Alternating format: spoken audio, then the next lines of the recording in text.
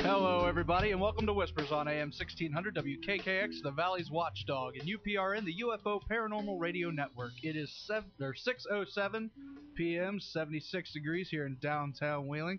Our numbers here, 304-214-1600. If you're out of the area, call us toll free, 1-866-514-1600. We'd love to hear from you. I'm Jordan Klein, here with Nick Queen and the lovely Lola Miller. I think I lost my hearing. Why? Was that on so loud? Well, these were blasted all the way over. Yes. So I'm sitting there and there's no sound, and I'm thinking, oh, these must not, and I'm kind of tapping them, and all of a sudden it goes, whatever that first one is, I can't remember what it was. The views and opinions. Yeah, that views and opinions. It was just. That happens to me almost every day if I don't remember to turn the volume down on the headset before I put them on. I jumped 3 feet into the air. It was crazy. Most people that work here are deaf. What? I'm not kidding you, huh? What? Yeah? Did you say something, Jordan? Hey, so guess what I did this weekend, Lola? What did you do this weekend? Well, see, Sunday I went to a beautiful wedding. Oh. And then right afterwards, I went to the Styx concert. Did you? I meant to ask you, did you take your dad? Yep, sure did. Good. Took my dad, my uncle, and my little brother. Did you have a good time? Oh, man, it was awesome. I bet. 38 Special did okay, but REO Speedwagon and Styx were amazing. I could hear the crowd. Could you? Yeah. Well, I was going to call you. What'd you guys do for the 4th of July? A big picnic. Did you? Because I was going to invite everybody over to watch the fireworks since I have this bird's eye view. So next year. We're on it. And you know what we did? We climbed out onto the roof of the front porch. Oh, yeah? The bedroom window. Can you get a good view from where you're at then? Yeah. Oh, it's perfect. Absolutely. And especially up on the roof because it's just high enough that there aren't any trees or anything that block the view. So we had a perfect view of the waterfall off the bridge and all of the fireworks high in the sky. It was great. It was cool. During Styx, Bethlehem was doing their fireworks. Well, so it was all dark and like Styx was rocking out, and then like on the background you can see all these fireworks shooting up. It's like, yeah. I've been up at John's house because he lives up on top of the hill, and it's fireworks in stereo some nights because all the different little towns have their fireworks going at the same time, and you just sit up on the top of the hill, and every which way you turn your head, you can see fireworks. It's really cool. I love the 4th, except for firecrackers. It's like, do you not know it's 11:30 at night, and how much fun can they be when they go, boom, boom? No, see, that's what's funny because you light them and then you throw them underneath people like Lola. Oh, thanks. Boom. See, Dougie was really worried about the dog because I didn't have her last year. And she never gets upset with thunder or any of that kind of stuff. And the night before, of course, the neighbors had to do all their fireworks. So I kind of thought, well, if she can survive all of that, then it should be okay. So she came out on the roof with us, and about 5 minutes into it, she just turned around, not scared, just turned around and went back in the house, and she's thinking, I've got cats to chase. What do I care about this stuff? See, I live under Ogleby, and my dog, who's afraid of everything, you can hear the fireworks going off, and I mean she's sitting in the house laying by the couch, her tail's tucked between her legs, and she runs and hides in her cage, and she's like, something's going on. Aww. Yeah, not the kind of reaction you would think from a dog who's a half pit bull. Man up, come on. Learn from its master. Yeah. Thanks, Nick. I of course have no dogs. So. Aw. See, and I'm thinking that's what you need. Allowed, you guys need a dog. We're not allowed animals. So. Oh, what's a landlord or two? I've had fish. They've died. Nick's got a tack fish. Died. I had Siamese fighting fish, so. Yeah, I gotta throw this out there today. I spent the morning at the tattoo place again. My sister got her first tattoo. What is up with your family with this all of a sudden? We're moved from the illustrated man to the illustrated family. I see. That's what it was. He's a tattoo missionary. That's right. I'm trying to convert others to the Christian tattoo world. Johnny Appleseed of tattoos. Distribute them wherever you go. Walk around, throw them out. Here you go. You're the one that said they were addictive.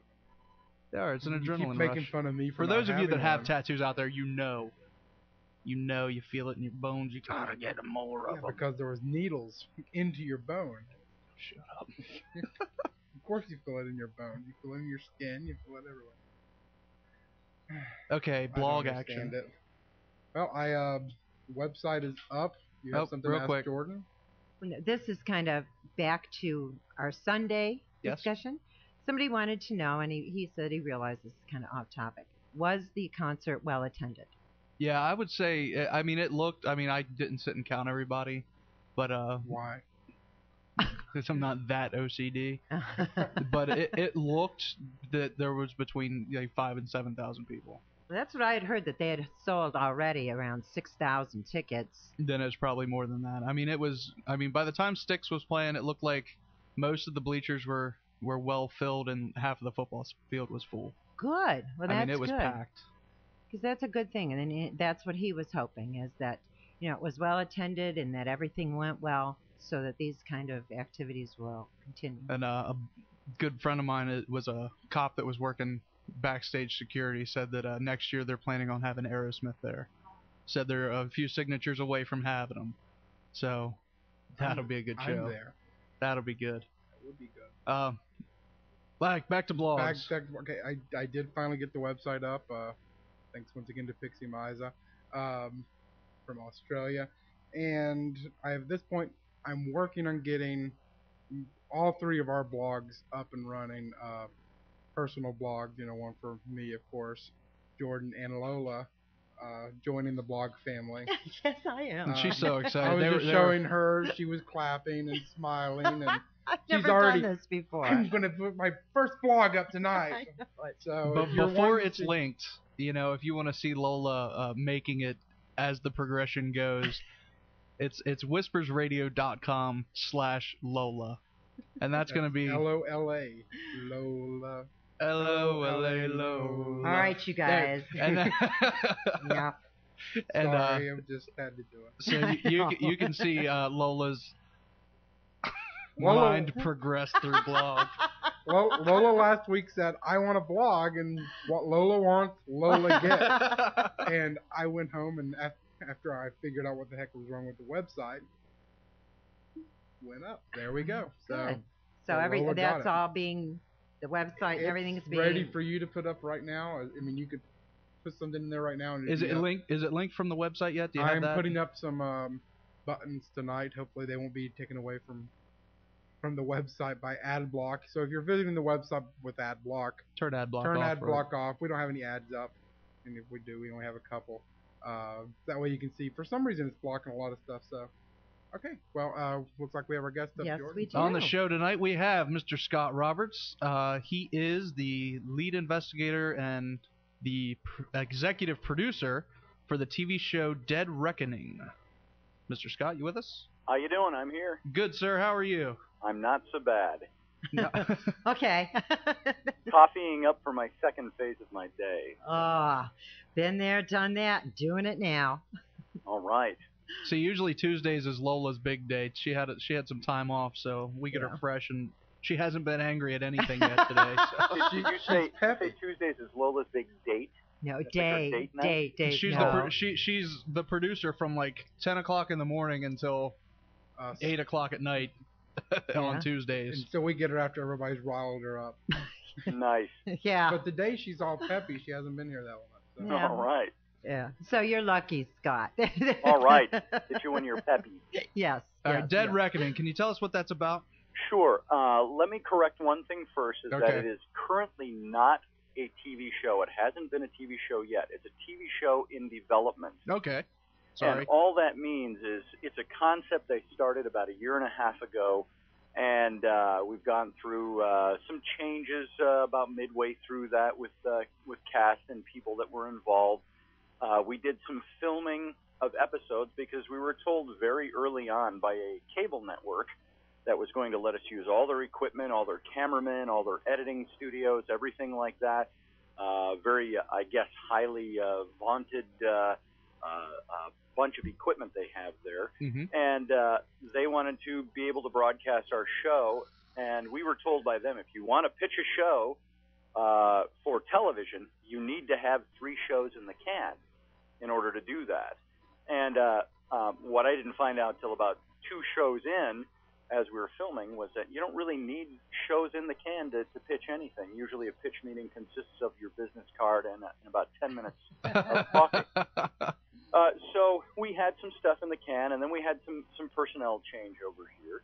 And as I was talking with Nick a little earlier today, this field is filled with the paradrama, and I would classify the stuff that happened to us as not paradrama. It was more business drama, the kind of stuff you would encounter in a business somewhere. And there were different takes on things, and it ended up splitting up the company, so to speak. Yeah. And so we went a different direction, and we've had a major cable network that has come out with their production team and filmed us about 2 months ago. And after that filming, they were going to present that to the bigwigs at the major network. And the night that we did the filming, it was rushed, and it felt like we're cramming what would be about 12 hours of filming into about an hour and a half to 2 hours worth of filming. Oh, no. They did things like, now let's get you all investigating in this little 6-foot by 6-foot room, all 4 of you, with all your equipment going. I'm saying, we don't do it that way. And he says, that's okay. This is just to show how you guys work together. And I said, well, we usually don't work together on top of each other like this. And it's not that kind of investigation. It's perfectly normal. So. Yeah. And so we sat there in the room trying to look as natural as we could, talking with using a ghost box, using an ovilus, using taping for EVP at the same time, and you just don't do that. And then we're trying to quip and show our unique personalities while we're all crammed in there. And we got out of that filming that night, and they're packing up their gear, and I'm standing on the front lawn of the old it was an old Lakota mission in South Minneapolis, and I said, I like what we did tonight. I'm not comfortable with it. And as it turns out, their producer was not comfortable with it either, didn't like it. And so I said to him, look, we're going to take this and refilm this ourselves. We're going to use our own crew, things like that. And he said, I am all for that. We really like what you're doing. We like the concept of the show. He says, so you come back to us when you've got something filmed. And we're set for about 2 weeks from now to film some new stuff, because we've totally retooled the show. Now, I'll tell you this, too. You don't hear most of this stuff along the way with people working on shows, but what we were told by the front-running production company for this major network, boy, I listened to all those vagaries. They told us, he said, I've got some constructive criticisms for you from that night. And I said, good, I've got a lot myself, so what have you got? And he said, well, you guys were too matter-of-fact. You were too professional. You were too polished. You came across like you knew everything about what you were talking about. And I said, and the problem is? And he said, we want to see unique personality. And it was blank. You could hear the crickets after that. And I said, okay. I said, I thought we had that. Let me, if I can right now, I'll kind of go back and I'll tell you what the concept of the show is and what we brought to the table to them. The whole concept was this. I wanted to do a show about history. That's one of my first loves. And I'm also in the paranormal field, and I thought, why can't we just combine these two things into an area where things have not been done before? You haven't seen a lot about it. And that's, I live in Minnesota. Well, I'm sorry, Wisconsin. I don't tell anybody, but we moved across the border into enemy Packer territory. Oh, best be careful on that one. I wouldn't go back. They're going to kill you. So we're about 40 miles from the Twin Cities here across the border. And I said, there haven't been many shows done in the Minnesota, Wisconsin, Dakotas, and there's so much rich history here. The United States doesn't have the kind of history that you have. If you go over to Europe, you can go back 900 years and still have this great castled civilization. Here, you go back 200 years and you've about reached it, other than settlements and things like that. Well, 250 years maybe. Unless you go over to the East Coast, you can go to Boston area or Massachusetts or all of those places. You can go back into the 1600s, but you got Salem and places like that. But there aren't a lot of places like that once you travel west into the United States. And except for your Native American history and the conquest of the American West. And I thought there's a lot of rich historical sites between Wisconsin, Minneapolis, the Dakotas. You get into Wyoming, you've got places like the Custer Battlefield. You've got places like, which of course the Native Americans will call the Greasy Grass. We call it the Little Bighorn. You've got the site of the Wounded Knee Massacre, which took place in 1890 as the Lakotas were ghost dancing, hoping for, it was a spiritual dance. They were looking for redemption and the resurgence of their people, not in a violent way, but in a spiritual way. And they were gunned down on that site. Yeah. And some of these places around Fort Robinson, where Crazy Horse was murdered, places like that all around this area. And so I thought, why can't we do a show that's very rich in history that could have efficacy on a network like the History Channel, like the Discovery Channel, like TLC, something like that, where you've got something that's got educational value to it, and then infuse it with paranormal investigating. So you could have people watching a show that loves, say, the history of the American West. And we've got this great show we're doing with historical research, reenactments, name places, going through and then, oh, hey, we're also investigating to see if we can get the voices of some spirits. And you're going to catch somebody maybe that's into history watching that goes, oh, hey, what's this? They're talking to who? And what is that device? And so the idea was to create a show that was historical and paranormal. And so when we did our filming a couple of months ago with this major network that focuses around that kind of television show, we did it in a very educational fashion, not dry. We weren't going, and over here. You weren't lecturing? Yes, please turn in your syllabus to page 47. No, it was we were doing the Gideon Pond mission. That was where we filmed for this. So it's in Bloomington, which is a suburb of South Minneapolis. Very busy part of town. And you get over to this area, and there's a forest within the city there, and you walk through this forest, and there's this old brick house that was Gideon Pond's mission, Lakota mission. And so we filmed there. And so we have, since that filming, we have changed up, not the core concept, but the package that the show will come in. And I can tell you a little bit more about that. Some of it's proprietary, and I'd have to have you all sign non-disclosures. Or you'd have to kill us. We have to get the listeners to do the same. Or yes, my people will kill your people. So, have your people kill my people. We'll do lunch. When I said we were in Willing, I meant Willing, Illinois. Sorry, not West Virginia. Yes. So the concept of the show has changed. If you go to the website, you see that opening paragraph that says, you know, something like, imagine the Office mixed with a documentary on the Holocaust. Yeah, I was going to ask you about that. Okay. The Office. The Office, of course, you know. I get it now. Yeah, what we wanted to do was this, and I'm sure we'll go through some criticisms on this, but we'd be criticized anyway. Let's say you do a paranormal television show, and you're as serious can be, and you get out all your information, you do your serious reality, real-time investigations, and you're going to get somebody that says, that's all digitally enhanced. You're faking the whole thing. Yeah. So we thought, if we're going to draw that criticism anyway, what can we do with a television show to make something interesting? Fun to watch, and at the same time educational, same time serious reality TV in certain respects. So we thought, let's do this. Let's devise something that combines a little bit of the... Let me put it this way. When you all three work together, do you have humor that goes on in your lives? Do you find stuff? Not at all. We are so serious. And do you have circumstances where, you know, like family stuff gets in the way, or the job gets in the way, or something... Life yes, and we put it all out on the air, unfortunately, for our listeners sometimes. That's, in a sense, what we wanted to do was say, why couldn't we take some of the ideas we've had for the very serious historical show, yet show a side of us that is more or less scripted, but it creates a show, a storyline of who we are, and we play ourselves, while at the same time the investigations are reality. They're very real when they happen. We film them. We add nothing to them. We take nothing away from them. We don't fictionalize any of that.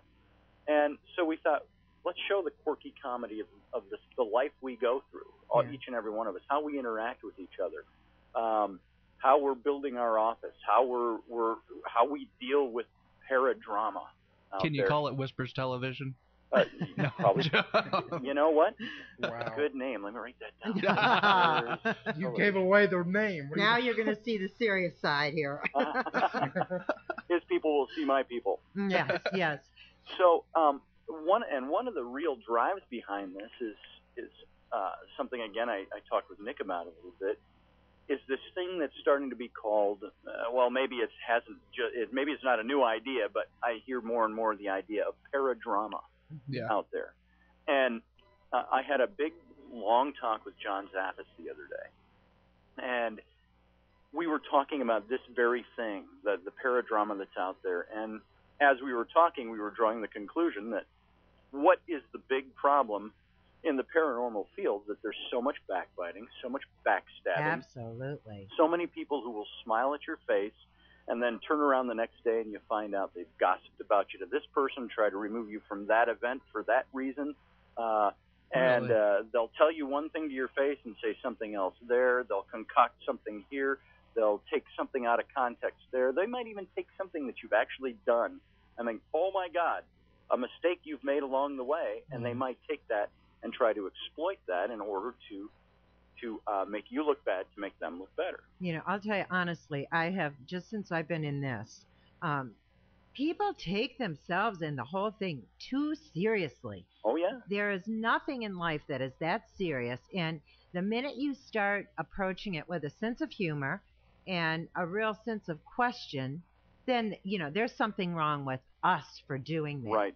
And that's what I love about the three of us. Is we really do. We laugh at just about everything. You have to. You do. You do. Well, the things I encounter that I see and have experienced even in the last couple of weeks, it's stuff like, let's just take the state of Minnesota and let's leave it there, and say there are people within the state of Minnesota that are agenda-driven, that want to see somebody else in the state of Minnesota downtrodden or defrauded or defamed or defaced somehow so they can rise to the top. And something John Zaffis and I were talking about was this idea that what has been the cause of problems. Hold on one second here. Lost my train of thought. I had something distract me in the house here. I'm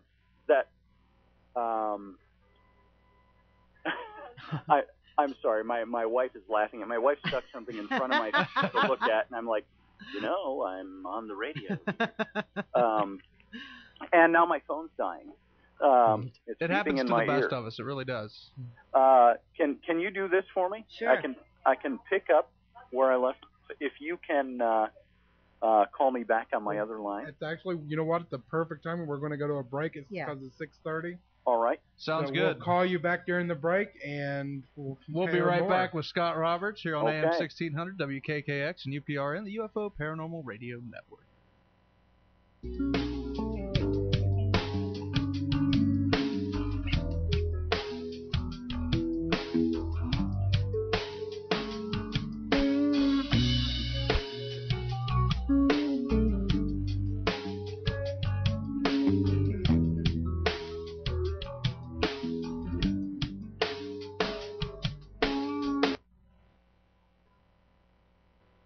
The former West Virginia Penitentiary housed some of the most violent criminals in history.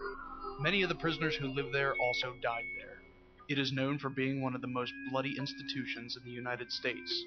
Don't miss your chance to experience the former West Virginia Penitentiary. Your tour will consist of an astonishing 90 minutes that offers an awesome history, a touch of art, cold hard facts, and an education of the justice system. Tours start 11 a.m. Tuesday through Sunday. For more information, go to www.wvpentours.com or call them at 304-843-4146.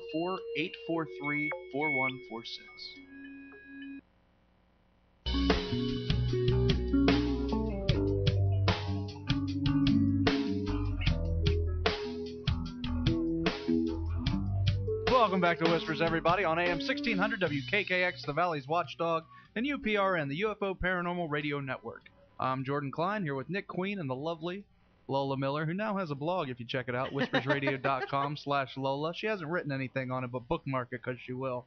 All the hate in words. Aww. I'm just kidding. I'm sorry. Everywhere. We know, though, there's going to be a rant eventually. In fact, we're going to start a poll. Pick a day. When will the first rant come, and who's it going to be on, Jordan or me? Aww. What the world's thinking, Lola will say. That's what it is. Our guest tonight, Mr. Scott Roberts of the soon-to-be TV series Dead Reckoning. Scott, you still with us? Well, I'm with you. And I'm going to say soon-to-be because it sounds fun. I think it will be soon to be. We're all pretty confident of that. But can I pick up where I kind of left off? Yes, sir. Before my wife interrupted me. Now, I spoke to your wife. She sounds like a very nice lady. She's a very nice person, and she's about 6 to 7 weeks from delivering our new son. Well, congratulations. Frankly, she can do anything she wants right Absolutely. now. So it's about all this. When I was talking to John Zaffis, one of the topics that came up when we were just discussing stuff and about the paranormal, the state of the industry, just talking.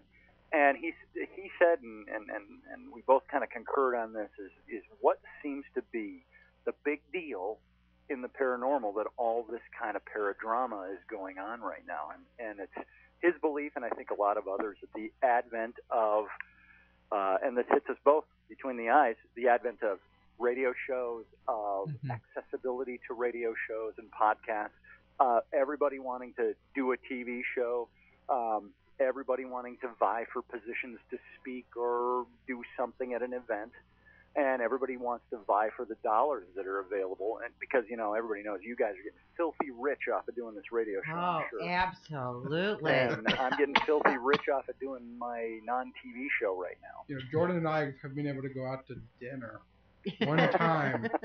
And I think it was like Wendy's value menu. It was a great dinner. Once. Yeah. Boy, I wish I could take my wife out to Wendy's for a value meal.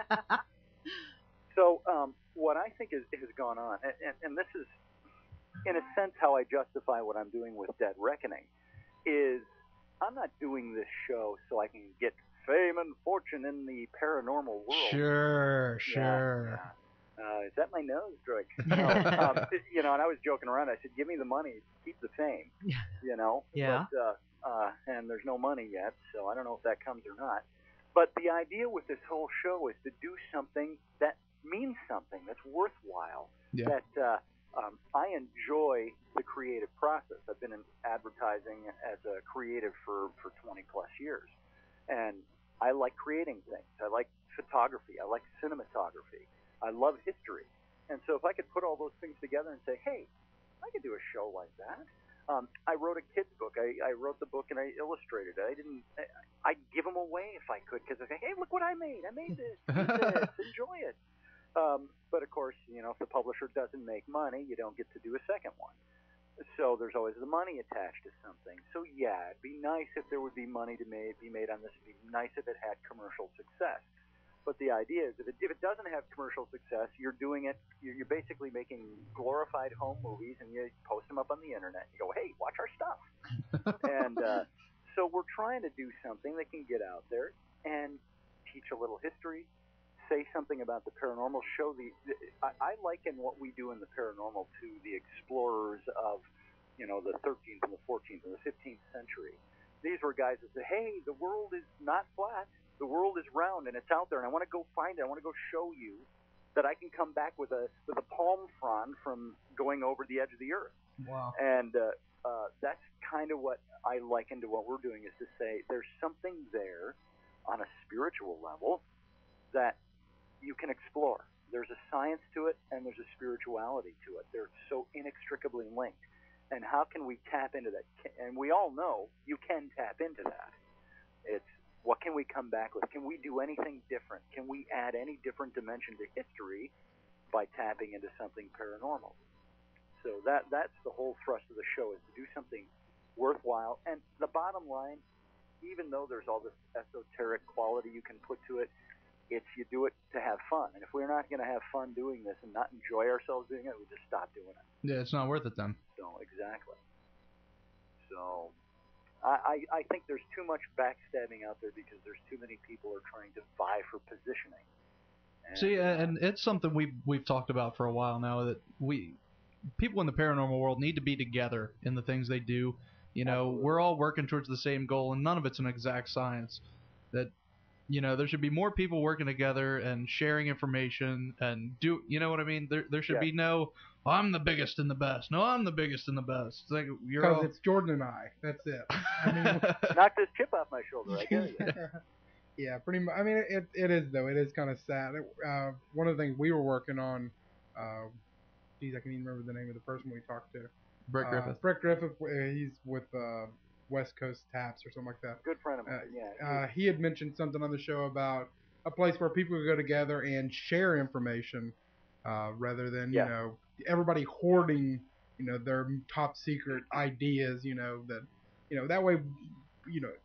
Right. Everybody has the same information. We're all adding to it instead of, you know. And that's the science part of it that says we're developing this, or we found a way to do this, or even methodological facet of it, saying we found this method that works well. We're not going to share it with you though, because it might take the thunder away from us.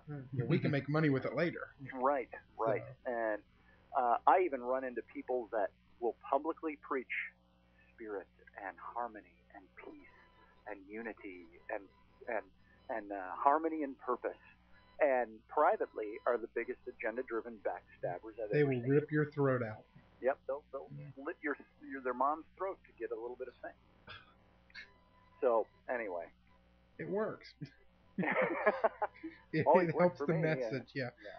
Now we actually have a couple of EVPs that I shamelessly ripped off of your website. And, hey, those are proprietary. You have to pay me a publishing fee to use those. The check's in the mail. Go outside and check. All right, let's play those quickly before he finds out there's no check. All right, this one says it's the girl's room. Yes, that was actually in my own house. Oh, jeez. Nice. This is where you put your child. Okay. All right, here it is. Now, that's a little hard to hear because it is so embedded in the white noise. You have to. This is one of those areas where you say, if I can't hear it clearly, should I hold it up there as evidence? To me, I hear it really clearly because I was the one that heard it. It just popped right out to me. Yeah. And now this is considered Class C, right? Yeah, Class C. Only because it's not one of those where you hear a voice that just says, "Hey, can I hear with you?" Hey, Scott, you want a cheeseburger? That's right. And you're trying to figure out, hey, who said that in our group? That doesn't sound like anybody. This one is, we were up in my daughter's bedroom, and nobody was home, other than we people who were there doing the research. And the question was asked. We just said, so is there, and we've had lots of activity in the house. That's why we focused on that room. And asked the question, is there anything you'd like to say to us? It was kind of wrapping it up. And you want me to tell you what I know the EVP happens to say? It's very hard to hear. You can actually go to the site, and if you play it over and over again, you listen, you can hear the words actually formed out of the white noise. Well, go ahead and tell us. Well, it's a little child's voice is what it sounds like to us. And it's saying, in almost this tone, "Get out, right now." And it was like, "This is my room, get out of here," is the tone, the vocal inflection we could hear in it. And the best way to hear that is to, if you can play it loud on your speakers and drop the bass out and bring your treble way up, you can hear it almost starts immediately as the EVP starts. You hear the "get" is almost gone, but it's like, "Out, right now," like that. Okay. And that's what we heard on that particular one. And can we hear that again? We put it through its paces, and we tore that apart. We had 2 independent people listen to that, and independent evidence reviewers listen to that. And they pulled it apart, and they heard it. They said one guy's a radio guy, and he took it through all this stuff, and he says... There's nothing wrong with that. He said, it's nothing wrong with that. Yeah, he's a radio guy. Not that there's anything wrong with that. But he said it's so embedded in the white noise that it's very hard to hear it, but the words are very distinct. Okay, I'm going to play it again. You can go to our site and pull it up, and anybody wants to listen to that, just give it a listen. Now, you said it starts right as the EVP starts. Just as the EVP starts. Okay. Let's play it again. Here we go. You hear this. The meter goes, get out right now. Just like that. It's kind of, that's almost the pacing to it. I can hear a little tiny bit at the beginning. Might as well listen to it later with the bass. Yeah, and you can actually hear a child's vocal inflection in it when you're listening very closely. And of course, we're very careful to not matrix it, if you will, to use that commonly used word now. Yeah. If there's not words there, we're not gonna pay attention to it. We'll just say, hey, it's Class C. We can't hear much of what's being said, but in this one, I can actually make out the words. Okay. Well, I wonder if we ran it through Audition, if we could clean it up any. You probably could. It's up there in its raw form right now, just amplified, and that's it. Okay. So anybody EVP people out there, you can get it and help Scott out. And by the way, if there's any EVP specialists out there who'd like to review anything we've got on our site, just shoot me an email and I'll send you the raw files. There you go. Oh, nice. What's your email address real quick so they can get it? You can send it to me at scotty@deadreckoningtv.com. There you go. All right, let's hear this next. Now here's the next one, and it's titled "Watching Us." Yes. Let me give you a little back history on this one. We were doing an investigation in this old farmhouse where we're living right now. It's about a 90 to 100-year-old farmhouse. And it was the week before we moved in. The house was empty. We had a few people that were investigators with us, a team that we were part of. And in the background, you'll hear my wife and one of the other women, they're talking about something about, I need a chiropractor for my neck or something like that. And they've just got the tape player playing, and you will hear a voice that comes right up to the recorder and whispers. Now, the person who clipped this out for us, you actually hear the segment where the EVP is, the whole tonal quality will change because she amplified that portion so you could hear it clearer. Okay, so here we go.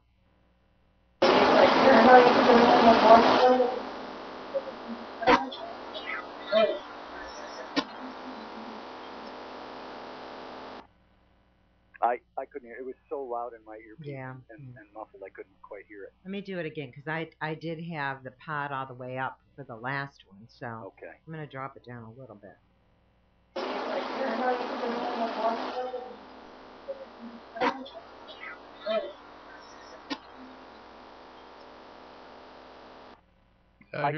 I can't hear it over the phone. It's very muffled for me. Okay. But what we heard was, again, a woman's voice, and it said, they're watching us now. It was a whisper. It was like right into the microphone. And it was over the voices of my wife and the other woman who was talking with her in the room. And so, once again, if you want to go to the site, you can listen to that. It's clean on the site. If you want to hear the original file, just write me and I'll send you the original file and you can take a listen to it. Okay. We are wide open for scrutiny, by the way. That's the best way to be. So. Because we're all in it for the same reasons. Well, and anybody that doesn't, I would tend not to believe much of what they're saying if they're not going to allow themselves to be looked at closely. Exactly. And that's the whole thing with this is that, we're not keeping it close to the vest. It's if you want to come in and criticize it, you're totally welcome to listen to it. And if I'm wrong about what I've heard, let me know. Let me know what you're getting anyway, because this is stuff we don't just go, oh my God, I have an orb in a picture, it's a ghost, and we throw it up on our website. That's ridiculous. And we don't do the same thing with EVPs. We put these things through their paces over and over and over again. We have independent people listen to them, and the only ones we've got on our site are the ones that have gone through those paces, and people say, even for that one with the little child where it's really hard to hear, we've had 2 independent sources say, the voice is there. You just have to listen very carefully. It's there. Now, you believe in orbs? Orbs don't exist. Sure. Yeah, I believe most of them are very dubious. I think an orb has to fit into certain criteria. You have to be able to see through it. There's a what is it called? The word's escaping me. The halo transparency. There's a word for it that I Aura? can't think of now because, of course, I'm talking about it in front of a bunch of people. It's just my brain. The brain's the first thing to go. Mm-hmm. I think my wife's name is. Yeah.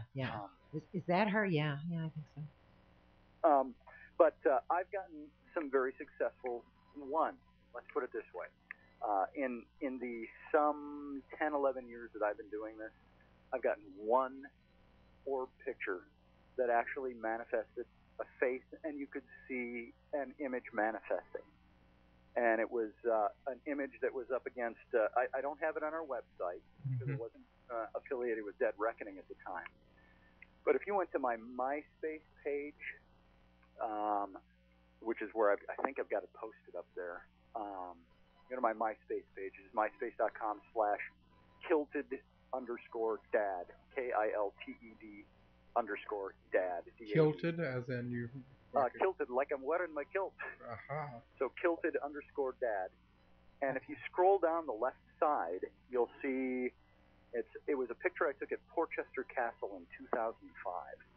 And it was about midnight, and I'm looking up at the crumbled walls of the old castle in Portchester, England, and shot a picture up. And out of 1,300 plus pictures that we took in that trip out there, there was one picture that had orbs in it. It was this shot, and they were all moving. There were 8 orbs in the shot up against the castle wall, and my first impression was dust, moisture, something, because there's 8 of them. And then in the open frame of there's a crumbled out window, and you can see the black night sky behind it. And of course, I used a flash. So right away, the best orb shots you get are with flashes, but that's because it's picking up dust and moisture. And there's 2 orbs that show up in what would have been the upper window, and you see the black sky through it. And the upper orb, I blew up 1,600% to take a look at this in a 50 megabyte picture of this wall. And I said, there's something in that. And I inverted the image to take a look, and all these flesh tones came out, and you saw a picture of what looked like the profile of an older man with a cowl collar, and it kind of trailed off on the bottom. And I did a little Photoshop drawing over the top to show what I was seeing, and then I had that looked at by several people over the last few years. And every one of them said, that's pretty astounding. And it's what it looks like is an old monk. He's got the little ringlet of hair on top, a little longer in the back. You see a perfect profile, his ear, his jawline. You see his eyes. It looks like he's either looking down, and his eyelids look like they're closed, mouth partially open, and you see this big cowl collar around his neck, and it trailed down. Now, that was within an orb, which I thought was pretty astounding. And so I actually took it in, and I manufactured a 3-dimensional image, and I changed the light sources, and I shifted the light source around at every angle on this. And I got a face that was shadowed at every different possible light angle. And all the cheekbones and the eye sockets and the mouth and the chin and everything all shadowed the way they were supposed to in every sense. So I put up the image that you see there now. If you find that image, just click on it, and it gives you a little larger image, and it shows the 2 pictures, one with an overlay that I drew in Photoshop to show what I was seeing. I've sent that original 50 megabyte picture out, and people have done the same thing and have looked at it. So again, if anybody would like to see the original image of that, and you can handle taking a look at a 50 megabyte picture, just write me. I'll send you the original in its raw form off of my iPhoto, and you can take it from there and take a look at what's there and see what you think.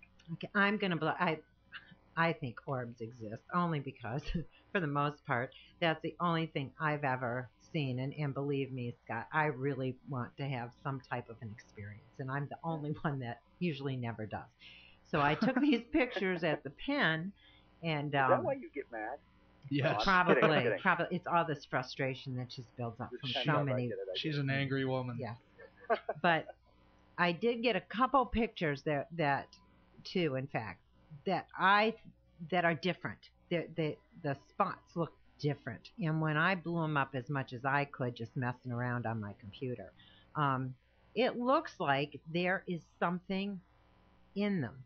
It's I don't know, but I'm glad to hear somebody else believes in orbs too. I'm not saying, and I'll never say that orbs are not real. Okay. I'm saying that most I have of them just about you get people saying, "Look at our Thanksgiving gathering. That's Grandma floating over George." And I've heard you that. go, "Dude, that's the stuff." And well, she was cremated. yeah. Ooh. Shake up the urn a little bit. Oh my. Feast with us, Grandma. Feast with us. A new low for the show. I know. Congratulations, Jordan. I'm sorry. We strive for so much. And you're on a great so program today, Scott. You gotta. Sometimes you just gotta dig to that lowest common denominator to get something to work. I know. Did you guys ever see that commercial? I think it was for a car that these I don't know what brand of car it was, but these guys driving up a mountain with an urn, and their suspension is so bad, and it's advertising this car has great European suspension, and they're in the car with dad's ashes that they're going to sprinkle over the top of the mountain, and they're vacuuming it up out of the car at the end of the act because they had the wrong car. Nice. Oh well, there was an episode, I think, on Wings where somebody wanted to take their dad out over the ocean and dump his ashes, so they open up this little, a small private plane, the window, I saw that one. and blows it all in the plane, and they had to take the dust vac and sweep it up. Oh, that'd be my kid would do something like that, Now, I will tell you, I have to be careful. My wife has her Chihuahua's ashes over there on the shelf, so I have to be respectful. Yes, you do. I hope she's not listening to you talk right now. No. Oh, she's reading an email. She heard me. Okay. Someone's emailing her right now saying, Scott's talking about the ashes. All right, your website, where can we get you at? I've got a bunch of them up for all kinds of different stuff, but for Dead Reckoning, go to deadreckoningtv.com. Now be sure to put the TV in there. If you go to deadreckoning.com, you're going to get a pilot's navigational site. It's really boring. But go to deadreckoningtv.com, and that's our site. Okay. Now, also, you have an event coming up in September. Got a couple of them. There's September, I'm doing Haunted Con in Prescott, Arizona. Chip Coffey, John Zaffis, Chris Moon, and a bunch of other people are going to be there. In November, I'm doing Beyond Reality with Britt Griffith and Amy Bruni, the Taps people. Yep. Yeah. At the Stanley. Wow. Just reading Tarot at that one. And then a new one, I don't think it's even announced yet. There's going to be, Britt Griffith is working on one in, it's not Beyond Reality, but it's something else. It's in Cooperstown, New York. There you go. The home of baseball. Wow, we could do road trip for that. And that's coming up January 8th through the 11th. And I'm actually building the website for them, and we don't even have the speakers on there yet or anything, so it's not announced yet, but well, hey, keep us updated, and we'll have you back on to promote your stuff. That sounds great. Let us know when the show comes out, and we'll promote that too. And keep watching the Dead Reckoning site. We're going to have probably this new stuff we're filming in a couple weeks, so probably within about a month we'll have some interesting stuff up there to watch. All right, thank you very much for talking with us. Thanks so much. His name is Scott Roberts. The website, deadreckoningtv.com. Keep updated on it. Thanks for having me. See you, Scott. Thanks, Scott. And we will be right back after the news. CNN, learn it, love it. Poor Michael Jackson. We'll be right back on WKKX UPRN.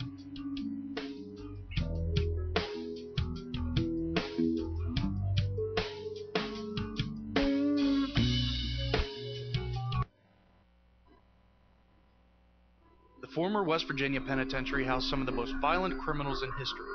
Many of the prisoners who lived there also died there. It is known for being one of the most bloody institutions in the United States. Don't miss your chance to experience the former West Virginia Penitentiary. Your tour will consist of an astonishing 90 minutes that offers an awesome history, a touch of art, cold hard facts, and an education of the justice system. Tours start 11 a.m. Tuesday through Sunday. For more information, go to www.wvpentours.com or call them at 304-843-4146.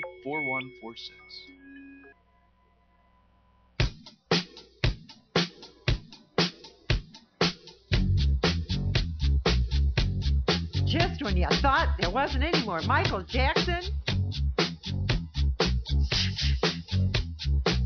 Oh, look at this. Can you moonwalk too? No, I can't. Darn it. I'd pay to see you try it. All right, here we go, George. She was more like a beauty queen of a movie scene. I said, don't mind, but Oh, too early. We didn't have this man long enough. Welcome back to Whispers, everybody, on AM 1600 WKKX, the Valley's Watchdog, and UPRN, the UFO Paranormal Radio Network. It is 7:06. We're in hour 2 of Whispers Radio. I'm Jordan Klein, here with Nick Queen and Lola Miller. She is getting down over there. Now I have my blog topic. I jumped up. I tried to do the moonwalk, and it just wasn't happening. I'm glad you were behind the desk. I saw the feet. It wasn't a moonwalk. Was it kind of sad? Oh. Yes. Oh, poor Kenneth sitting on the other end of this phone line going, what the hell did I get into? Yeah. Welcome to our world. Give us a call at 304-214-1600 if you're out of the area. 1-866-514-1600. We are here with Mr. Ken Arrington with the Haunted Mortuary down in New Orleans. How you doing, Ken? Not too bad. How you folks doing? We're having a grand old time. Excellent. Now tell us about this thing you got starting up. Well, what we have, it's really an incredible one-of-a-kind project. There's nothing that's ever really been done like this before. And, there are a lot of places that advertise out there for ghost hunters, and, they want ghost hunters to come, like Eastern State and Moundsville and some other places. But what really makes this place unique where we are, it's an actual old funeral home. It's a 130-year-old building here in New Orleans, right next to the New Orleans Cities of the Dead.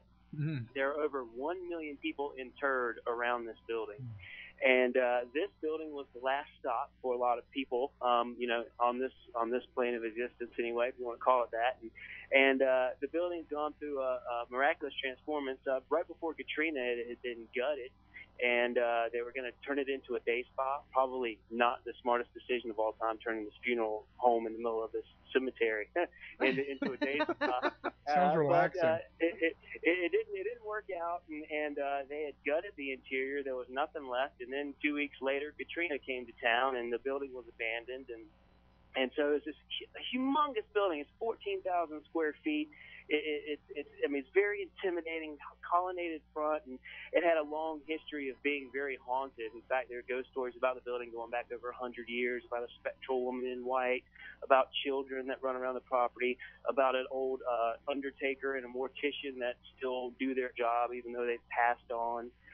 Lots of stories about the building have been passed down, and eventually what happened, the current owner bought the building to turn it into a thematic haunted house, and the first day he shows up to start doing anything with his workers and everything, these guys show up, and stuff starts happening to them, and they start leaving the building. They're like, I don't want to work here anymore. I'm seeing things, I'm hearing things, and people in the neighborhood are coming up to him going, hey, you bought the old haunted house. And the owner's name is Jeff Bourne, and he didn't know anything about its haunted past. He's from Covington, which is about 45 minutes away from New Orleans, and I was brought in. I have a past in paranormal research and things like that. I was brought in to kind of design a tour, and this was a number of years ago, but I'd never been in a place with as much activity, and I've been to a lot of haunted places. Okay, I've been doing this for about 14 years, and and this place just is off the chart. I mean, there's just so much stuff that happens here, and so what we decided to do, we abandoned this tour concept, and we decided to open it up to actual investigations. And so it's a very unique project in the fact that we provide, we actually have a full-time paranormal investigative team that works in the building, and we provide a lot of things for the ghost hunter in mind. So unlike going to let's say you check into a plantation home that's supposed to be haunted, when you actually, you just kind of go there and you kind of snuff out your own experiences. But at the mortuary, what we actually do is there's a 5-step process that's involved of kind of going through the building, and we do a basic seminar on ghost investigation and different styles and methodologies, and then another thing we do is we have everything that has ever occurred since we've been in the building.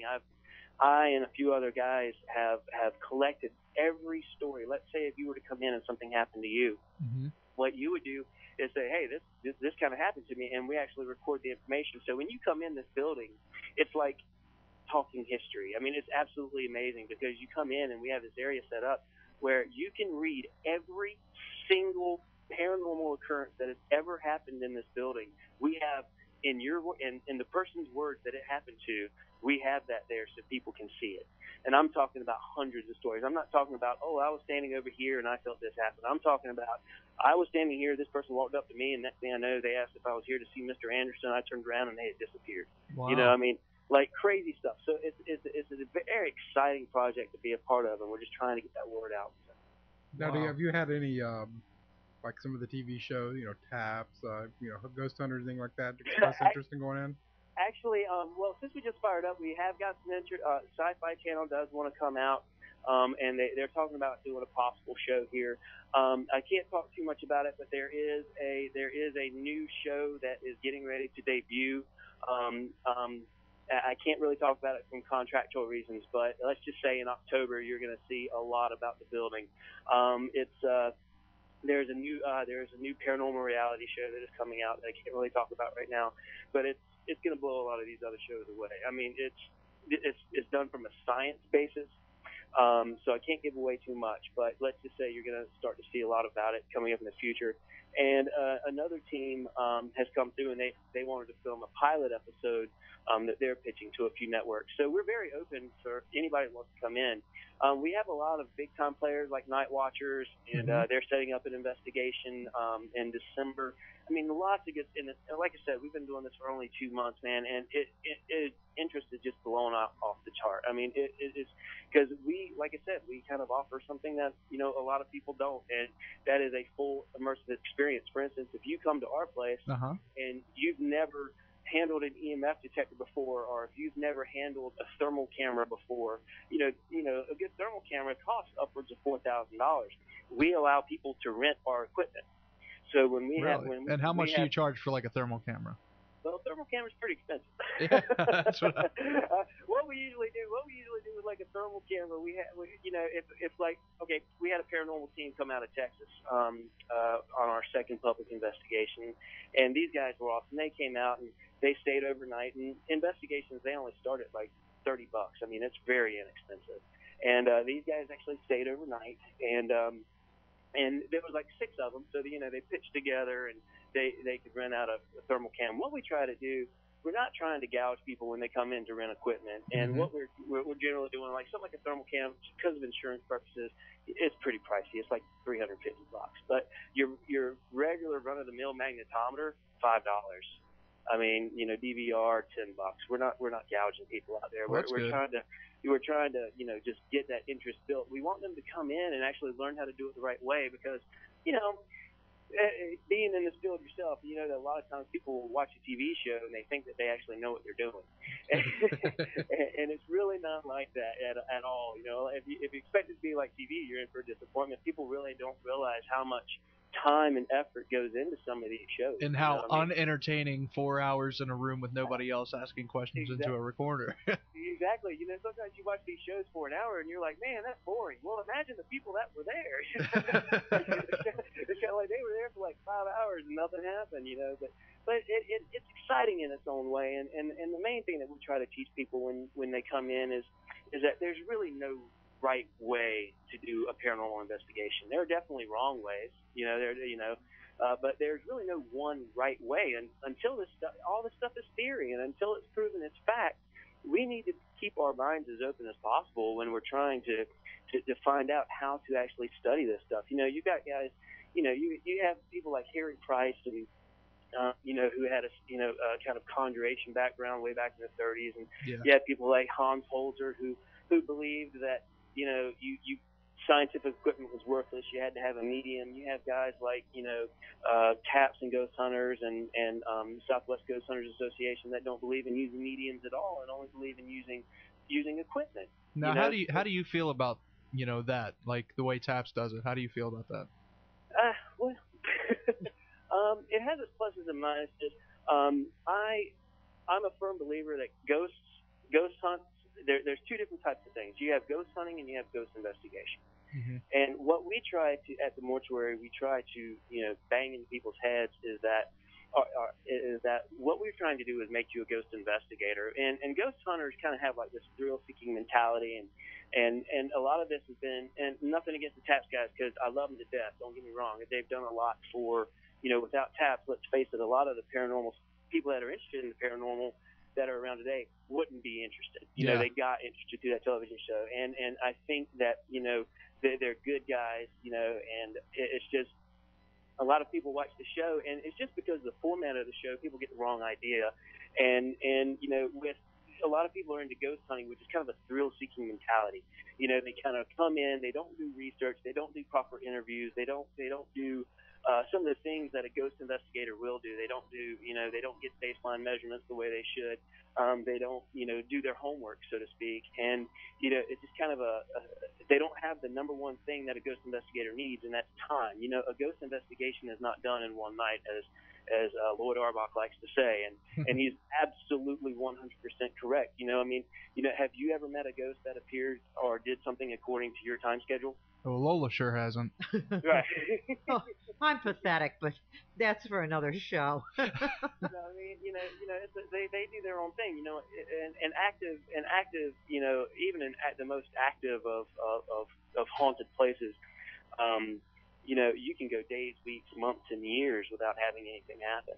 And so that's what we try to stress to people is that, ghost hunting is not about coming out and, having something scary happen to you. That's not what it should be about. It should be about trying to prove something at least to yourself that something's going on. And, the TV shows, a lot of times you watch them and you really get the wrong idea. And that's one of the things that we try to separate the fact from fiction, at the mortuary. And that's one reason investigations are so low priced is that we want to have people coming back, and thankfully that's happened. Our first public investigation we did at the mortuary, we've done no advertising whatsoever. We really don't have a budget to do that sort of thing yet. Mm-hmm. If people keep coming the way they are, we will. But our first investigation, we only had like 10 people, and the next investigation, 8 of those people came back. And wow. and it tapped up on top of that, and then now we've done 4 investigations. They've each increased exponentially. Our last investigation, we had over 44 people, and 21 of them had been there before. And that tells me that we're on the right page, that we're doing the right thing, because these people are coming back and they're actually learning and they're educating, and we're trying to build a family, and that's what's amazing, because people will come, and if there's only 3 of us on staff, trying to herd 44 people around, that's not easy. And these people that have been there before, they actually help out, and we're really big on creating a family, because that ghost investigation shouldn't be about my team's better than your team, I do this better than you, you're a fake, you're a fraud, et cetera, et cetera. We should all be on the same side, because we're all trying to prove the same thing. See, we say that every week. Yeah, we do. We even said it during the last hour with our guests. Yeah. Got your letter last week, and we're talking about it. If we can swing it, we'd like to come down for a weekend, perhaps, maybe in September. We would love to have you. Now, in September, it's going to get a little crazy, and let me explain what's happening. Like I said before, if you caught it, I know I talk fast. I'm not from New Orleans. Let's just say that. I've only lived here a couple of years. People sometimes slow down. But one of the things is, the house was originally purchased. I mean, if you go to the website, hauntedmortuary.com, or even better, if you go to myspace.com/hauntedmortuary, that's where you find the more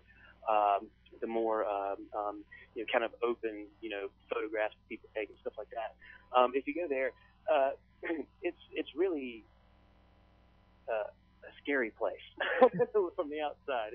It's very intimidating. And like I said, the property was abandoned, and the current owner, Jeff Bourne, my boss, purchased the property to turn it into a thematic haunted house.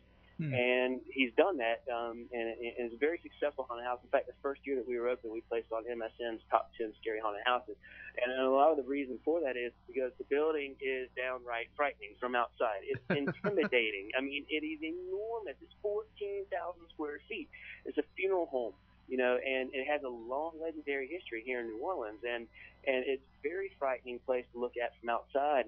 And during the haunted house, I'm talking about this place is very scary. So September, October, and the first week of November, we put on this incredible haunted house attraction. I mean, it's phenomenal. And so it's actually a haunted house in an actual haunted house. And but what we're talking about doing this year, we're firing up the haunted house in September, but one of the exciting things that we're talking about doing is we're going to actually be doing ghost investigations after the haunted house shuts down. Because I and a few other members of the team, we have two theories. With the energy level? First theory is, yes, the energy level. We believe, because we've noticed this during investigations as well, we believe that the more energy you have, it charges that cell. And we've noticed that, let's say, okay, for instance, we have a 3-hour and an 8-hour investigation during a normal investigation night. We have noticed that after the 3-hour investigation, the people that are there for the 8-hour investigation, their experiences start going nuts. Their equipment, we have bad battery drain where we are. That happens a lot. Things move. They hear voices, EVPs off the chart, et cetera, et cetera. And what happens is, what we believe is, number one, the energy of all the people that were there earlier has charged the building. Number one. The second thing we believe, or the second thing we theorize on that, I think especially, is I believe the majority of paranormal phenomena that people experience is not. In other words, most of what we think is paranormal phenomena a lot of time is psychosomatic response, pareidolia, power suggestion, et cetera, et cetera. But, when you go in looking for a ghost, you're going to find one. If you look hard enough, a lot of times at least your mind's going to tell you that. At least Lester Lola, of course. where the only thing you're holding on to is an orb picture. Quiet. So what I want to see is when people come in there to investigate when it's done up in a frightening manner, I want to see if their experiences change.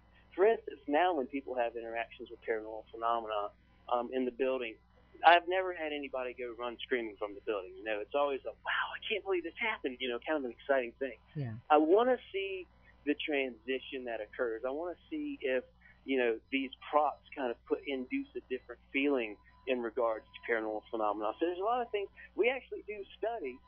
People, when you come in here for an investigation, it's not just you investigating. We're actually doing investigations as well, and that's one of the things that we want to cover. In fact, one of the great things that we do, and I know I say we do a lot of great things, but one of the things that we do that really sets us apart from anyone else, and this is what makes us special, I think, is that when people come in to do an investigation to the haunted mortuary, if they find evidence, when I post that evidence, I credit them with that evidence. If a group like TAPS was to come in, or Night Watchers were to come in, and they find evidence, I'm going to credit them with that evidence. It's not about us. I'm not sitting here saying, oh, look at what we did in this building. I'm not saying that. I'm saying, look at what these people found here. This is what Team ABC found. This is what Team BCA found, et cetera, et cetera. And if you go to our MySpace page, we have a blog. And in that blog, I've begun to update.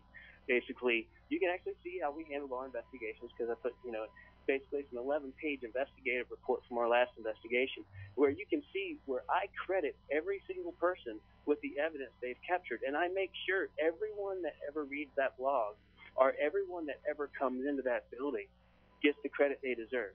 Because like I said, it's not about, this team's better than that team, this person's better than this person's a fake or a fraud, etc. It's about coming to the same conclusion, or having the same goal. Hopefully we come to the same conclusion. Now, what's your MySpace page? I was looking on your website. I don't see that there. It's myspace.com/haunted mortuary. /haunted mortuary? Yes. All right. I'll go ahead and put a link up to that on our website. And it's just, we've had some incredible stuff goes on, and we take pictures of all of them, and you can actually see our investigative teams, how they've grown in size from like investigation, and it's just absolutely amazing.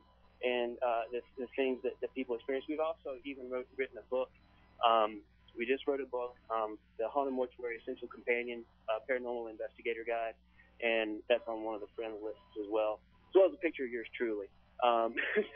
That's not, but it's we're very proud of what we're doing and what we bring to the community.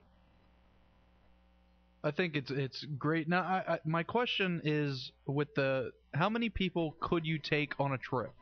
Like each time you do an investigation, because you said it's going up from numbers to 10, to 40. I know that we've hosted events at the Pen, and we took 30, and I mean the penitentiary here in Moundsville is ginormous. Yeah. But I mean, still, that was a lot of people to take in there. Too many, really.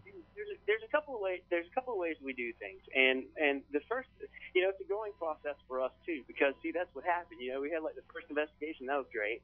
The second investigation, that was great. Then the next investigation, we were like, oh man, we're getting a lot of people. And it was like directing traffic. Okay, you go here, you go here. But we've come to a very, very solid idea. And what we do when people come in, the first thing we do is I have them fill out a personality profile and interview questionnaire. Because if when I'm going over the evidence, if a person says that they're seeing some ghost and they're on 10 different types of medications, being schizophrenic, I need to know that kind of thing. And so what we do is have them fill out that information. Then we take them upstairs and we have a basic seminar. I can't teach somebody how to, ghost hunt in 30 minutes, but I can give them some basics, some hand-on basics. And what we do is at that point we divide them into 3 teams. We have 3 floors. We divide them into 3 teams, and we put them on armbands so they know where to go inside the building.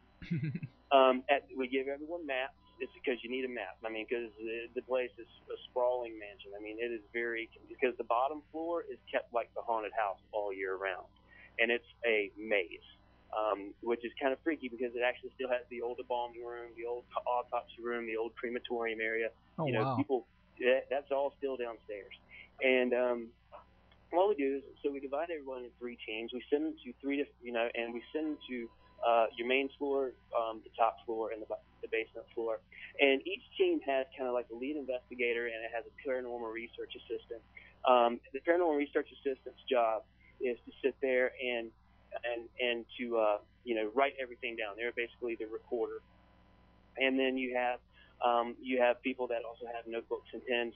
One of the biggest things that we stress is that to write everything down. It's not enough to just say, oh, well, when I was in that room over there, I had a, high spike on my EMF detector, or I had a really low spike, et cetera, et cetera. It's not enough to do that. You need to take as many notes as possible. That's one of the big things that we push, because the human mind, as wonderful and as intricate and as amazing as it is, it's really bad at making up stuff. It's natural for us to embellish when we're remembering things. So we try to get everyone to write things down. And what we have found is when we divide everyone into 3 teams and we basically keep them on, let's say, floor A for an hour, floor B for an hour, floor C for an hour, it's really cut down what these teams, instead of it just being a gaggle of people wandering around, I like that word, gaggle. They're actually working as a team, and they're communicating with each other, and they're sharing their equipment. So that's what I mean when someone comes in and back to the thermal thing. They'll come in and go, oh God, I can't afford $350. Yeah, but when you have 10 people, all of a sudden it's only $35, and you get to hold something and use something that you've seen on TV. I mean, most ghost hunters, the thermal cam is the holy grail. Most ghost hunters will go never in their life touch a thermal camera. I mean, I can't afford it. Yeah. I mean, I just can't whip out $4,000. Hey, I'm gonna get a thermal cam. Why? So I can find some ghosts. Yeah, and I've seen them up to 18,000 too. Exactly. And most people don't. They don't have that sort of opportunity, and that's one of the areas again that we really separate ourselves from a lot of people. We are actually. This is not just a money-making procedure. There's a lot of other ways to make money. We could make a year-round haunted house if we wanted to in New Orleans. Trust me, in New Orleans. It would sell. but it, for us, this is really, it's an adventure. in a lot of ways, and we have found, that, like I said, we've only done advertising through the internet and through MySpace, and the response has just been fantastic, and you guys giving me the time that you have to talk about this program is what makes it work. People like you, who are out there that actually want to, further real paranormal study, not just, hey, I want to pat myself on the back because I wrote a book yesterday, that kind of thing. That's what makes it worthwhile. Yeah. Well, we really, we're serious. We want to come down and check it out. Lola's dying. I mean, she'll call us up during the week. I just want to experience something so bad. I do. And I mean, I will tell you one. Can I tell you one ghost story? Tell us away. I'll tell you one ghost story. All right, this is okay. Before, when I said no one ever went running out of the building in fear, I lied. That did happen once. Okay, that happened once. And it was October 27th, 2007. And like I said, I remember these dates because we actually do write them all down. And we had not started up, a ghost investigation, but this was back when we were doing ghost tours. Now, when we first did our preliminary investigations in the building, I'm a very huge critic of psychics. Let me go ahead and say this right now. I'm a huge critic of psychics. I think that most psychics out there, not all, but most psychics out there are scammers, even if they might not know it. But they're trying to make a buck, and I've had the privilege of, with this project, of actually working with some incredible real psychics. And every time I say I don't believe in psychics, something happens where I'm just like, what? Yeah, proves you wrong. Yeah. And they prove me wrong, and that's amazing. I mean, I love that. I love being proven wrong a lot of times, especially with things like that, because I'm a very analytical person. And anyway, I've had the privilege of working with a wonderful lady in the past named Carrie Roy, and she's basically called the New Orleans Psychic, and she's working with a number of professional teams, and she was assisting with an investigation on the property. This was a couple of years ago, right when it was first getting fired up. Mm-hmm. And one of the ghosts she encountered was in the basement was the ghost of an old man in blue pajamas. Now, I couldn't see it, I couldn't feel it, I didn't know anything like that, So I was like, okay, well, I'll write it down. Well, we had a ghost tour that we used to do, and we never told the story about the guy in the blue pajamas because that was pretty much all there was to the story. There's a guy standing there in the blue pajamas. Okay, next. Nothing exciting, right? So, there's so many other stories that we could tell that have been passed down from like 100 years ago about the children and the spectral woman and life, stuff like that. So we really didn't tell that story on the tour, and I had gone outside, and I just finished my tour. My fiance was leading a tour through the building, and I finished my tour at first, and I used to smoke, and bad, nasty habit, and thankfully I've quit. But I was outside smoking a cigarette at the time because I had to talk for 2 hours, and at that point I was just sucking wind. I needed a cigarette bad, So I was standing outside, and as I was standing there, all of a sudden the doors to this big building, get kicked open, and this woman comes running out, and she weighed about a good 250. She's a big lady, and she leaped them stairs like Michael Jordan. I never seen anything like it. Like, she just bounded down the stairs, like took 2 steps, and like came up in front of me. Tears were streaming out of my eyes. Pushed a flashlight because everything's lights out. Pushed a flashlight in my chest. That knocked me down, knocked the cigarette out. So I'm thinking, somebody said something to her that offended her. Something happened. I don't know. So I chased her down the sidewalk, and I was like, "Ma'am, what happened?" And she said that she was going down the staircase where we had seen the man, or not I had seen, but Carrie had said she'd seen the man.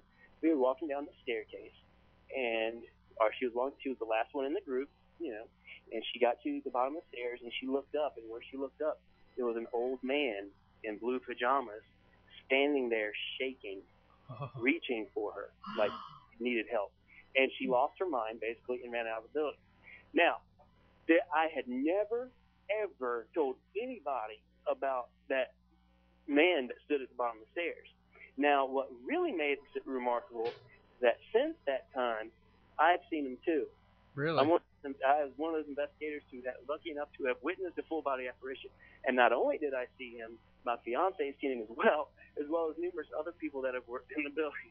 So with this guy in the blue pajamas, he's one of these characters that kind of shows up all the time. He throws off a very, very sad, very confused, I don't really know what's going on type of energy. And he's been witnessed by quite a few people. So, every time I say I meet a psychic and I'm like, oh, I'm not a believer, something like that happens, and these people that just keep on piling on these sightings of these same characters over and over again. So, will you experience when you come to a haunted mortuary? A lot of people do.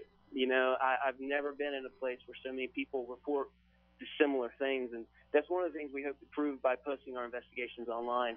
What we want to do is to have everyone, see these investigations and see these people reporting similar things over and over again, because, it's so hard to prove it that ghosts exist with the technologies that we have. Yeah. Doesn't mean they don't exist.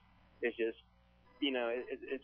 we're still trying to figure things out. If you told Sir Isaac Newton that one day I'd be able to flip up a device and talk to millions of people at one time, he would have thrown his apple at me. I would have been burned at the stake for being a witch. So we're finding things out. And we're inventing equipment. We like, where we work, we have a tech guy that is absolutely amazing, and he's designing infrared cameras that mount like pin lapels on you and all this sorts of stuff. We got crazy stuff going on. It's just an amazing project, and I'm absolutely privileged to be a part of it and to be on your show. So now, how much is the cost for going in? Like, if one of our listeners is saying, "Oh my gosh, I'm doing it tomorrow," okay, they go down. What kind of prices are they looking at? Cheap as dirt. No, I'm just kidding. Well, I like that. Right now, we're not doing investigations every night. What we're doing is we can really only budget to hold about two because of insurance. We can only really do about 2 a month right now. That's changing. We're getting ready to go up to 4 a month. Now we can do special ones if you have like a large group, but the insurance cost alone it's pretty expensive for a building of that size with the technology that it has in it. So what we do is right now we're having 2 investigations a month. This month it's July 10th, and then we're going to have an investigation on July 25th. And in August, we haven't decided on the dates yet. I know in October, it's going to every Friday night, presumably. Then in November, probably the same. In December, we're taking a siesta due to the Christmas Park building being rented out for Christmas parties and stuff like that. And back in January, we're back in the flow. And we hope to have multiple investigations every week. And we think we can do that. We eventually hope to get to that goal. It's to participate in an investigation. It is reservation only. It's $30 to come in the door. That's for a 3-hour investigation. Mm-hmm. I mean, that includes everything except their equipment rental. But as we stated, like EMF detectors, like $5. I mean, we're not trying to gouge you. If you want to bring in your own equipment, if you want to bring in your own digital cameras, if you want to bring in your own EMF detectors, if you want to bring in your own voice recorders, if you want to bring in your own thermal cameras, more power to you. In fact, we recommend that. Not many places, most places are like, oh, no video. We want you to bring video. For the love of God, we want you to find something. And so, we want you to come in. And it's $30, so you have 3 hours. Now, usually it works out to be about 3.5 hours. We just try to save 3 hours.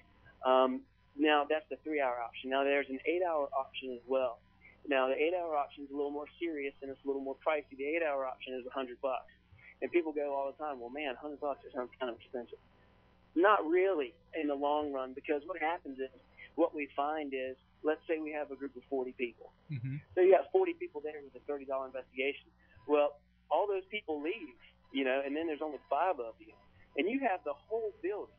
You don't have to just stay in your hotel room. You know what I mean? Yeah. You have the whole 14,000 square foot, nothing's off limits building. You can run lines everywhere to set up cameras. We have 30 cameras in the building, including infrared and thermal, that record every square inch. But if you want to bring your own stuff in, you're more than welcome to. That's what makes it awesome. I mean, it's just absolutely amazing, the freedom that we give you. Wow. So when you come in for $100, you get an 8-hour investigation where you have everything to yourself. If you want to take it a step further, we actually have a suite.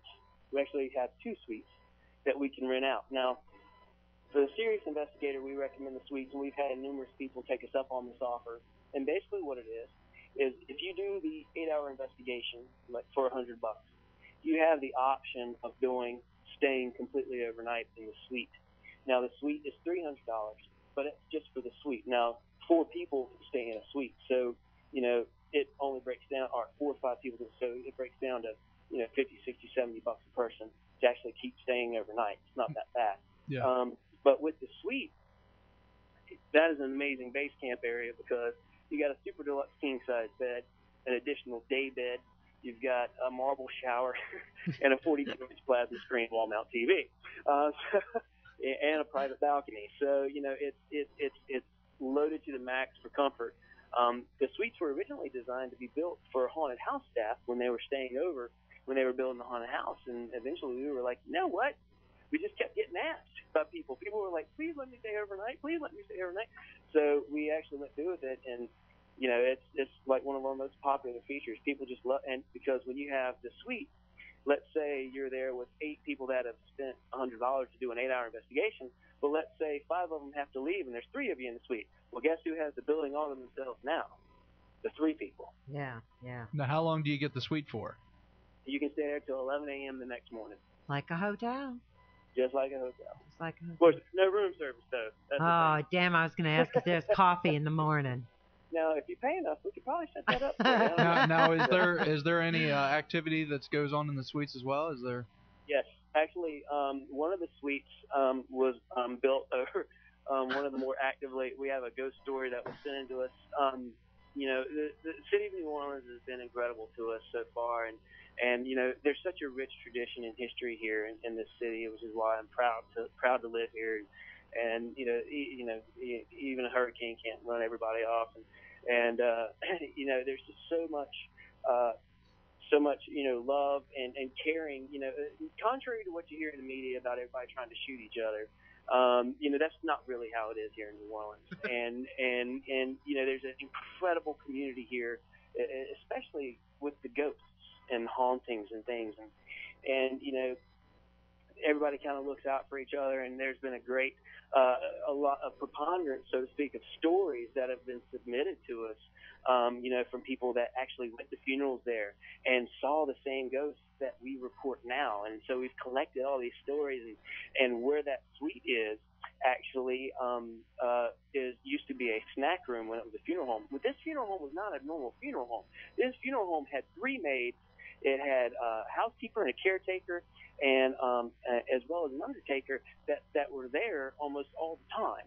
And the top floor was actually apartments, because back in the 30s and 40s, you didn't have Hilton, you didn't have Four Seasons and Sheratons. When you had to go to a funeral, you had to have someplace to stay. So this place actually rented out rooms on the top floor to people to come and stay, and for families, for the the bereaved and everything. And there's a lot of activity that was associated with this snack bar area. We have this story of like a person walking into this room and seeing a coffee pot just get up and smash across the room, and when they look, there's a woman standing there wearing a white corseted bodice, just looking at them. And we've actually had many reports of this ghost, and over time, her name is Mary, or Marie, and there's a lot of activity that's been associated with this room, and we do know that I know a guy that has stayed in this room quite a bit that I work with. He's our tech guy, and he's had a few interesting experiences of like tapping on the shoulder when he's asleep and things like that. And the other room, the master suite, last week when we were doing an investigation, people kept hearing this tapping noise and all this movement, and sounded like people were walking around. And so we opened the door, and as soon as we opened the door, everything stopped. And so yeah, we do have some activity in the rooms. So. Now, and people who stay in the rooms get the investigation stuff too, right? Oh, absolutely. I mean, that's the thing about it. That comes with it. Absolutely, that's the thing is that when you're in that suite, if you wake up at 4 o'clock in the morning, you're like, hey, I can't sleep on this bed.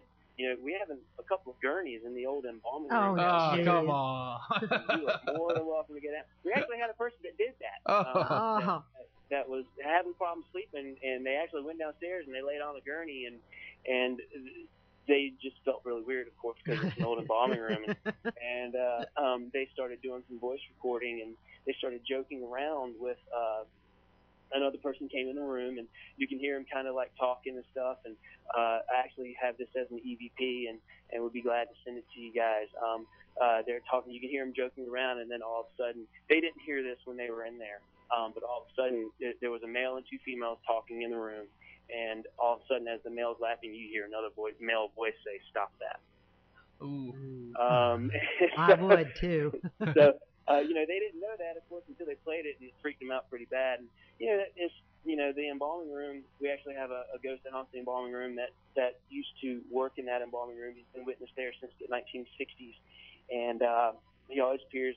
When he appears, he wears a blue suit with a white shirt and a patchwork quilt tie. We've had numerous people see him. Most people see him as a dark silhouetted shadow, however, and mostly it's a feeling. But he does, apparently, from what I've been informed, I've never had a ghost come up to me and shake my hand and say, "Hey, how you doing?" But from what I have been informed from people's experiences is that they get the feeling that he does not like the way the room is decorated, because, like I said, the room is decorated for a haunted house. And if you actually go to if you go to the MySpace page, myspace.com/haunted mortuary, if you go to the blogs of the last investigation, you can actually see a picture of the old embalming room when I talk about a little bit about what people reported in the embalming room that night. And what's crazy to read about that is when you're reading that investigative report, what that investigative report is actually 3 teams, and that went into that room at 3 different times, and I've merged those 3 teams' results into one. So when you read that, what you're actually reading is 3 separate teams who experienced almost the exact same thing in the exact same spots in that room, which is what tells us that it's a hot area. And so the embalming room, yeah, it's definitely a must-do, so to speak, as far as the rides at the haunted mortuary are concerned. So. I can imagine that, if he worked there, he knows how things should be, and he doesn't like the fact that somebody's come in and messed up his workspace. Exactly. I mean, how would you like it if, you came back home and everybody has rearranged all the books on your bookshelf, moved some stuff around, like taking your cat somewhere else, and like that may not be a bad thing, but you probably wouldn't like it very much. So but that's the general idea. So. Wow. I am just so fascinated with this. I've been in New Orleans a bunch of times, and I so want to go. I so want to come down there. Well, whenever you guys come down, you're more than welcome to come by. I'll make sure that you guys get in and get you to let you run through it and just experience it. Just walking in the building is so amazing, and I can't express that to people enough. I've been to a lot of haunted places. It's part of the job description, and I've been obsessed with this stuff since I was 8 years old, and 34 now, and I grew up reading books by Harry Price, Hans Holzer, and all these other people, and now I'm I like to think that I'm kind of doing these guys some justice, with what we're doing, because they've done so much for us, and it means a lot to me to be involved in something like this, and this building is just remarkable. I mean, I can't express it enough. When you walk inside, immediately you're just like, something is going on, and that is something that's reported a lot. Like I said, we have people fill out incident reports, and one of the most common things is people will come in and say, "I didn't believe in ghosts, but when I walked through the door, all of a sudden I got this tingling feeling all over me, and I don't know what's going on." And some people would chalk that up to power of suggestion, but I've seen it so many times that I just can't. I can't believe it's just that. I really can't. And we get a lot of funny people, that come in for investigations. We get all different types. Last week we had this girl there. She was really into paranormal investigation, and her boyfriend was there, and he was a big skeptic. He'd never had anything happen to him or anything like that. And while he was there, he came up to me and he goes, "All right, I didn't believe in ghosts." He goes, "But I just had something happen to me." Like, and she didn't, kind of, she was not too happy that he had something happen to him and she had not, and he had actually this mark on his bicep. He had been like punched, like touched in his bicep, and he like lifted up his arm, and there was like a little red mark. It didn't hurt, it was just there. And he said everywhere he was walking, it felt like cobwebs were in his hair, like pulling at his hair, and stuff like that. We get a lot of that, and like I said, read the blogs, and you can just see some of these experiences. So Now, is it safe to say that every investigation you've had there so far has brought back something? Absolutely, beyond a shadow of a doubt. Now, like I said, I know I don't sound like it right now, but as an investigator, I think it's very important for me to have a skeptical viewpoint. Uh-huh. And one of the things that I do, like a lot of people, I work a lot of hours that I don't get paid for. Put it that way. And like looking over this stuff, and and I actually do like read these personality profiles, to make sure that some of these people are on the level, and I mean, because it's not an easy profile. I mean, it's 6 pages long, and it takes you like 20 minutes to fill out. It's not just a check yes if you've ever seen a ghost. If this was this and this was this, you actually have to think a little bit, and we have a lot of people come in and people that are completely on the level. I mean, these some of these people that come in, have done this a million times. Some of these people that come in have never done this, and we look at each and every thing that happens individually, and then as a part of the whole.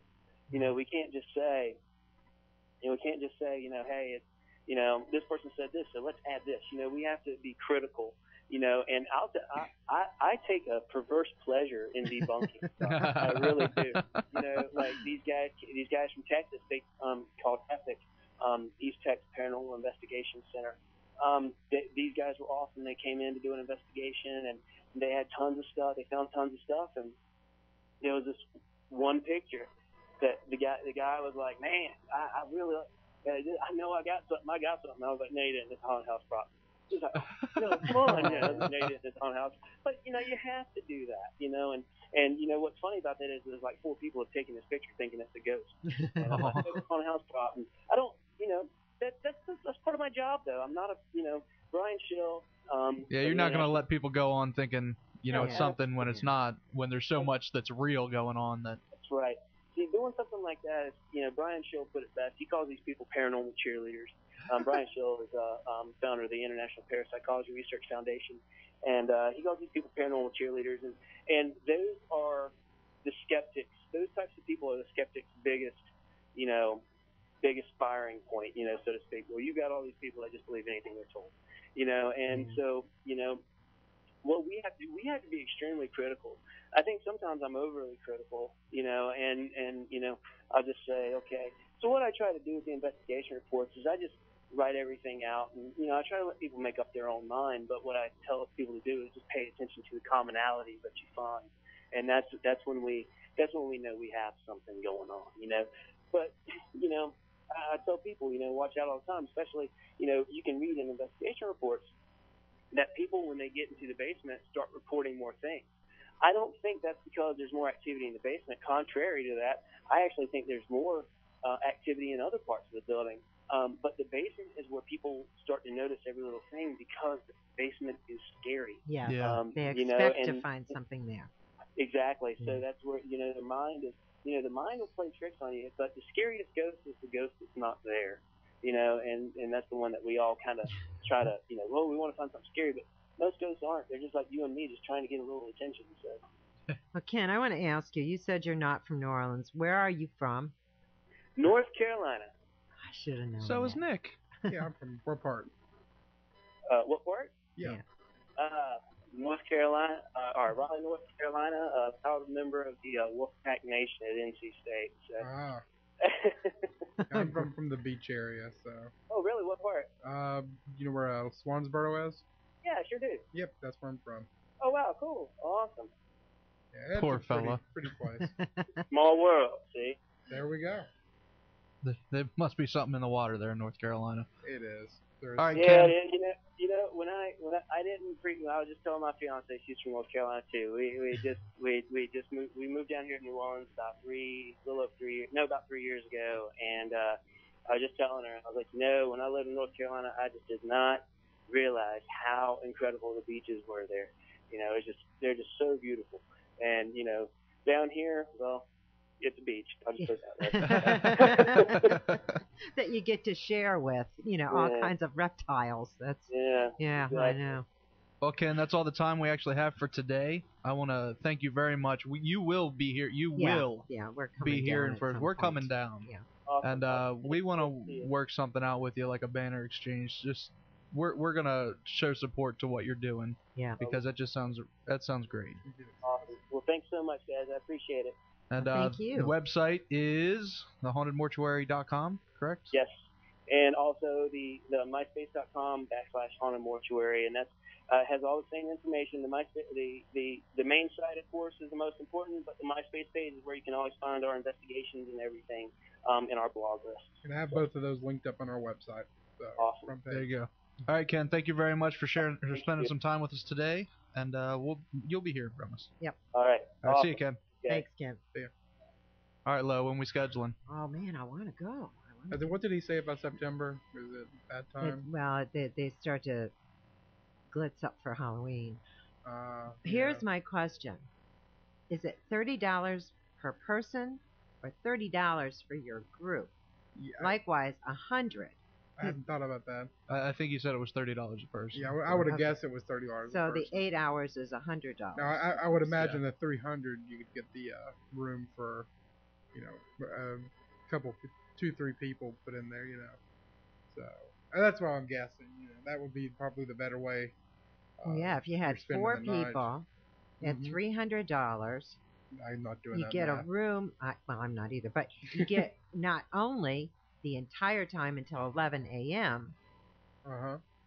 You get to but investigate the whole time. you don't have to get a hotel room for that night. There you go. That's the way to do it. I think that's what he was going for. I think that's what we would have to do. That'd be fun. Oh, You're going to sleep down in the mortuary? Are you nuts? You're going? Great. Now what if we get people out here to sponsor, like let's say they say, okay, Lolo, we're going to pay you $50 for you to sleep on a gurney in the mortuary. We can maybe pay for our room and the trip down on this. And we have to like show evidence that you're actually sleeping down there. You would not do that. We would do that to you. Unisom. I know you paid me out for a room. There's people out there that want you to.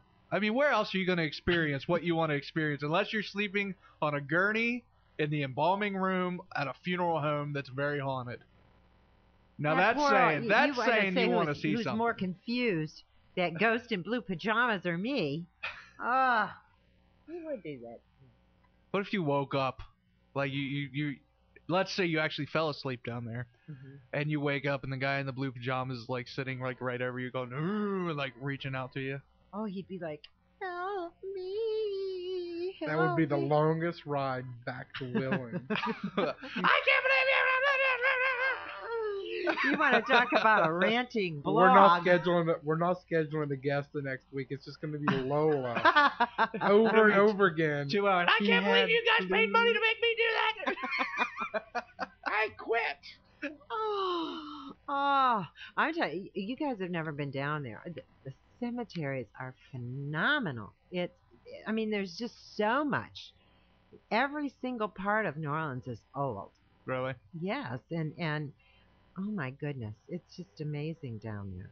It's just amazing. Be great. We'll have to do it. I think so. Who we got next week, Nick? Mark and Debbie Constantino. It's a husband and wife team that does paranormal investigations, and they're experts in electronic voice phenomena, or EVPs. A day full of EVP. That's gonna be fun. And then we got a couple people, still not sure if it's second hour yet, working on it. Okay. All right, everybody. It's always like a, grab bag for the second hour. You never know who's going to be here. Well, that's what makes it's a fun. It's like a fortune cookie. Yeah. You open it up and you just got delicious stuff. It's not fun when you're the last minute waiting for the phone call, but it's a lot of fun. All right, everybody. Until next week, don't be afraid, only believe.